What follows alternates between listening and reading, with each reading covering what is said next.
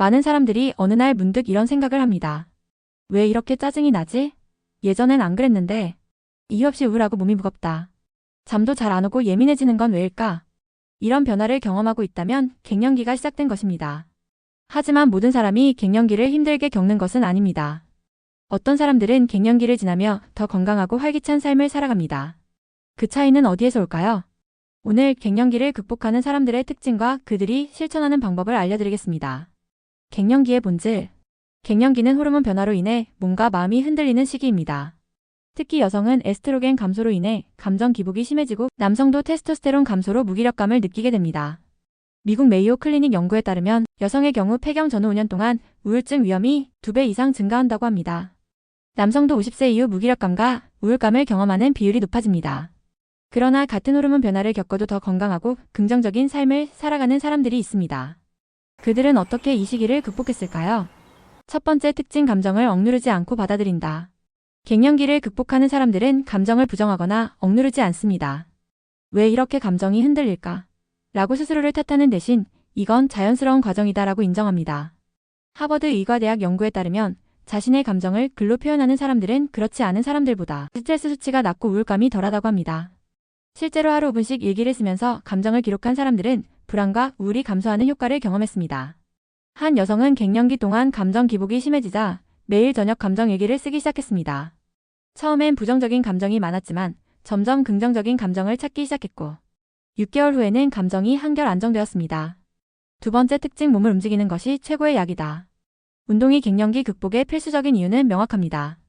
몸을 움직이면 뇌에서 세로토닌과 엔도르핀이 분비되면서 자연스럽게 기분이 좋아집니다. 영국 국립보건연구소의 보고서에 따르면 하루 30분씩 가볍게 걷기만 해도 갱년기 우울증과 불안감이 40% 이상 줄어든다고 합니다. 또 규칙적인 운동을 한 그룹과 하지 않은 그룹을 비교했을 때 운동을 지속한 그룹은 불면증이 줄고 에너지가 증가했습니다. 한 사례를 소개하겠습니다. 52세 여성 A씨는 갱년기 이후 극심한 무기력감을 느꼈습니다. 그러던 중 의사의 권유로 매일 20분씩 산책을 시작했습니다.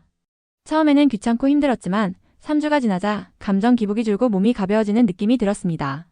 이후 요가와 가벼운 근력 운동을 추가하면서 갱년기 증상이 크게 완화되었습니다. 운동을 어렵게 생각할 필요는 없습니다. 매일 10분이라도 꾸준히 움직이는 것이 중요합니다. 지금 이 순간 자리에서 일어나 팔을 크게 돌려보고 가볍게 제자리 걸음을 해보세요. 기분이 조금 나아지는 것을 느낄 수 있을 것입니다. 세 번째 특징, 새로운 목표를 만든다. 갱년기를 긍정적으로 극복한 사람들은 단순히 몸을 관리하는 것뿐만 아니라 새로운 목표를 만들어 삶의 의미를 찾습니다.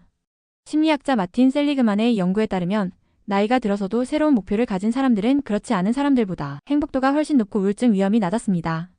60세에 요가를 시작한 한 여성은 처음에는 건강을 위해 시작했지만 점점 실력이 늘면서 새로운 목표가 생겼습니다.